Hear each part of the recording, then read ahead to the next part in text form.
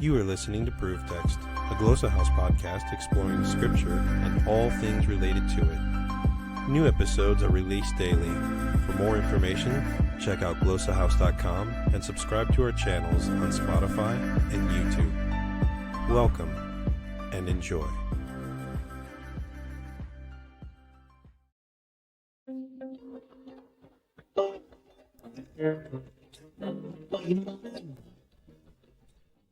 Hey, welcome back to the Bible in Context. Welcome back. Last time we went through the Cain and Abel story and tried to kind of ferret out some of the tension in that story and what it actually means when you take a deeper look at the narrative. And then we also introduced the two goats idea, the two goats motif. And I want to run through that one more time because we really covered a lot last time. I feel like it was kind of compressed. So I want to just introduce that idea one more time before we dive into Cain's genealogy and Seth's genealogy. Sounds good. Sounds good. So the two goats motif, again, is just these 8 steps. It's a younger brother is elected as firstborn or the bearer of the promises. An older brother is jealous about the elect. The older brother is given some sort of protection.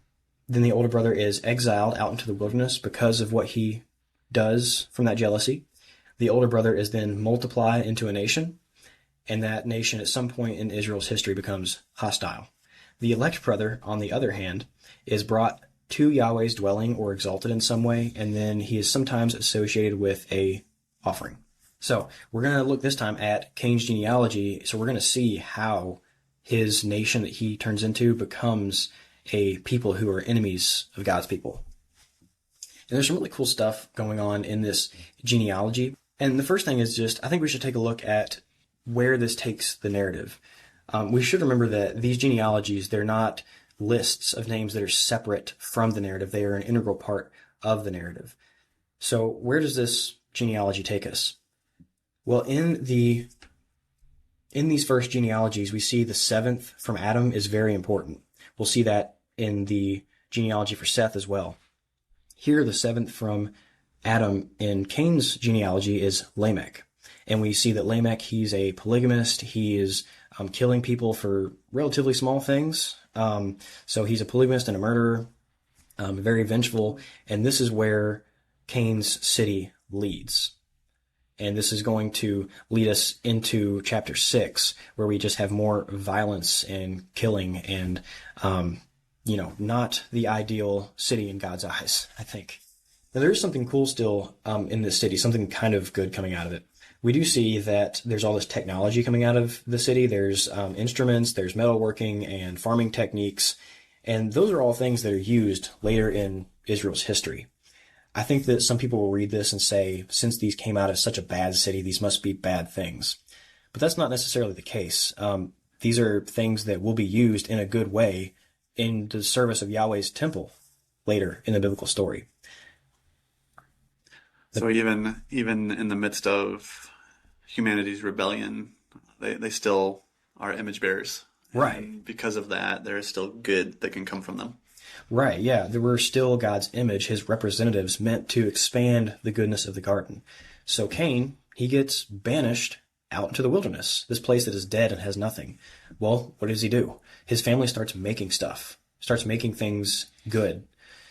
Even though they misuse it, or it can be misused, they're taking the bad and making it good. They're taking a place that is hostile to Yahweh's imagers and making it into a place where they can live.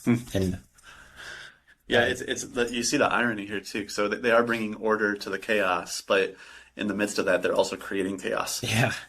Yeah, they're multiplying it, probably more so than they're subduing it. Right. Yeah. But yeah, I mean, I just think that's a really cool something to bring up. The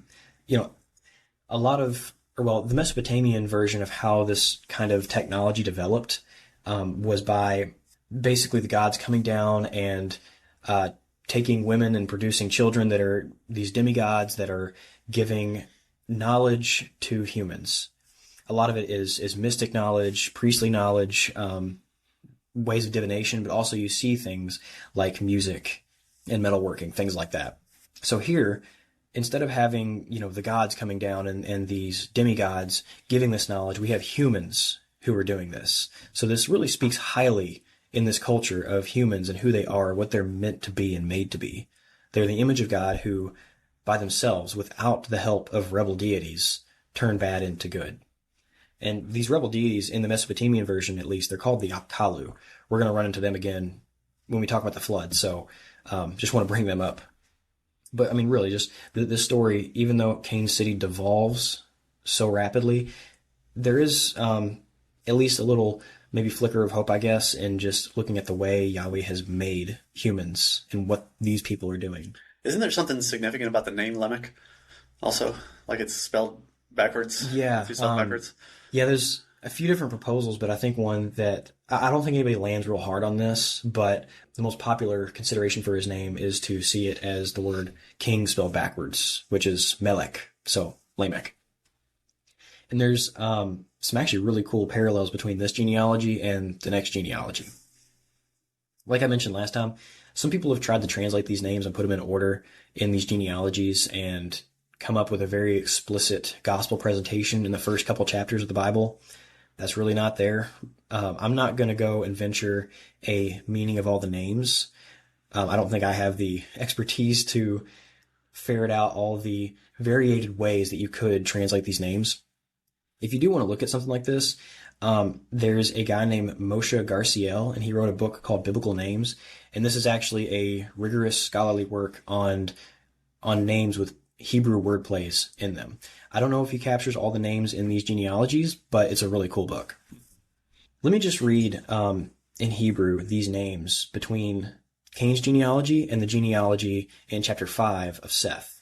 And just keep your ears open for repeated sounds. I mean, all these are probably going to sound like gibberish if you don't know Hebrew. So first, this genealogy starts off with Cain, which is Cain. Then Henoch, Irad, Mahuiel, Methushael, Lamech. Now listen to some of the repeated sounds in this next genealogy, which starts with Seth, which is Shet, Enosh, Cainan, Mahalalel, Yered, Henoch, Methushael, Lamech, and then Noah. So just to point out some of this, because that might have just sounded like a bunch of gibberish, is so you've got two Lamechs there at the end of these genealogies. The first Lamech is, if his name is backwards for king, you've got this twisted king in this violent city, and then you've got this guy here who gives birth to Noah, the seed of the woman, the hope of humanity. You've also got Irad in Cain's genealogy. That's literally the word Ir, city, with a D on the end. So he builds a city. Henoch means dedicated. And so here, possibly it's that Cain is dedicated to his city, whereas the Henoch, the Enoch in Seth's genealogy, he's the seventh from Adam and he seems devoted to God. Now, there's actually something really cool going on with Enoch as well in Seth's genealogy. And that's that he's the seventh from Adam and he goes up to heaven and stays there. Goes up to God in the skies. In the Sumerian king list, there's a guy named Enmedurenki, and he's the seventh king in that king list. And he meets with the gods and then comes back with all of this knowledge, kind of like what we saw in the last genealogy. He gives all this divinatory knowledge to humanity. The seventh from Adam in Genesis is not one that goes up and brings back knowledge from rebel gods. He actually just is devoted to him and goes up to be with him. So again, the progression of civilization comes from God's imagers doing what they do, not from divination. You've also got in this genealogy, in Seth's genealogy, you got Canaan, which is just Cain with an extra N on the end. And then you've got Mahalalel and Mehujael, which they're both these words that begin with MH. And then you've got Methushael and Methushalah in these two genealogies. It's these MT words. So just a lot of repetition. That's all I'm trying to get at. They're meant to mirror each other, and you can see that. Now, what about the differences between the two genealogies? That are we supposed to kind of see some of the differences too? I mean, the biggest difference that I see is one in Seth's genealogy. You have these specific number of years that they lived. That there's an emphasis on the length of life that they lived. That they seem to be blessed with extra long lives. Well, there's something going on there too. Well, first of all, in the way that these mirror each other, we're supposed to kind of see them as these parallel lines going in different directions very, very clearly. Right. And so they're supposed to contrast each other, the seed of the serpent line and the seed of the woman line. And, just look at where they go. Violence versus the hope in Noah, and people who are devoted to God instead of violent, adulterous kings. Yeah. So now, as far as the ages and things that we see, there's an article by John Walton called The Antediluvian Section of the Sumerian King List in Genesis 5. It's That sounds like a wonderful article. Yes, it's actually only 3 pages, so it's not that bad. The title is as long as the article. It's just about. So, in this article, Walton makes clear that this is mostly a proposal. There's no concrete evidence to be found on this, but it's very compelling that the Sumerian king list that I mentioned, it's essentially, it is what it sounds like. It's a list of Sumerian kings when kingship, quote, fell from heaven, came down from heaven, and they all live like really long times, like 28,000 years, give or take.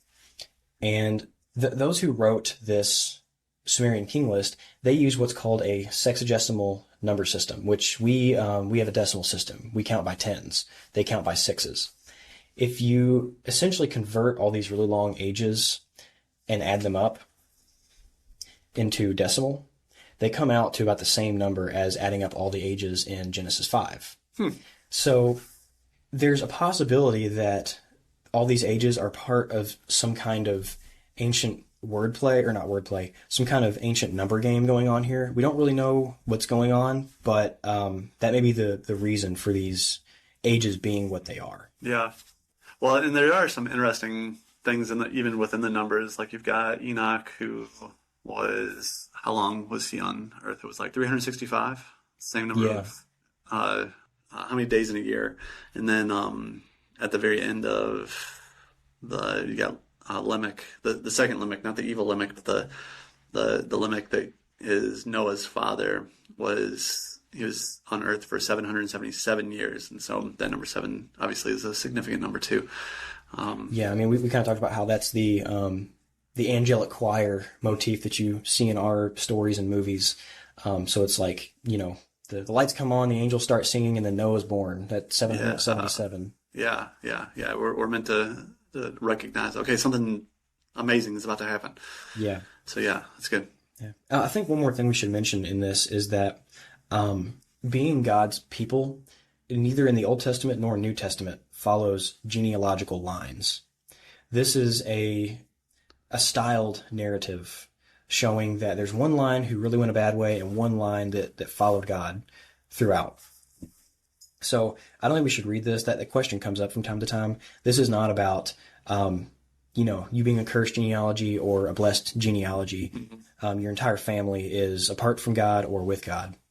But rather there's these two genealogies that are mirrored to kind of show, first of all, they're countering a lot of the ancient myths. That's what a lot of Genesis 1 through 11 is doing, is they're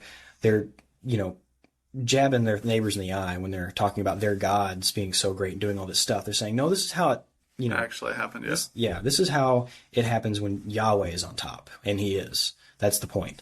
So that's how we need to read this story, as a comparison between these two typological families, not as the way in which families are cursed or blessed from generation to generation. Right. Well, and I think it's significant too, at the very end of chapter 5, the genealogy actually does not end with Noah. It ends with Noah's 3 sons, Shem, Ham, and Japheth. And doesn't say anything about them or how old they are or anything.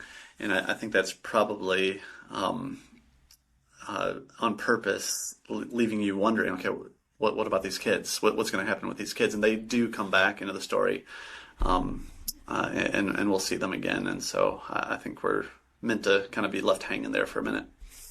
Yeah, definitely. Yeah, and I think all these ages too, we're not supposed to be trying to find number codes in them. Just like everything else we've looked at so far, all the things that are in the background in the text are there to support the narrative. They reinforce the meaning that's already there, kind of on the surface. Yeah. So like even if there is some kind of hidden meaning that we can't understand, that's not the main point of the text. If there is like some ancient Sumerian number game going on, right, it's they're playing along with the game to support what the text actually means. They're not trying to give some secret esoteric meaning of put these numbers together and find out who the evil, the president, or I don't know, anything you want to pick. God wants to communicate in a way that we can understand. He's not trying to be coded to the point where nobody can really understand what's going on. There's not this huge hidden message that's the main point. Yeah. Well, I hope everybody made it through us talking about genealogies for several minutes now. Yeah, it's been good. It's been good. I appreciate the genealogies are significant. That's often I think we kind of skim through them and don't pay attention to what they're saying. But if you dive down into them a little bit, there's some significant things that are really helpful. Absolutely. So it's worth spending some time talking about it. Yeah, and just continue reflecting on how these two lines mirror each other and what it looks like to be part of Yahweh's family. What we talked about may not, help you sit down and get the warm and fuzzies immediately when reading a genealogy, but at least this section of scripture can be something you can meditate on, and hopefully it's a little less confusing and a little less foreign. Sounds good. Cool. All right, well, we'll pick up and talk about the flood next. It's going to be a fun one. Yes, let's go.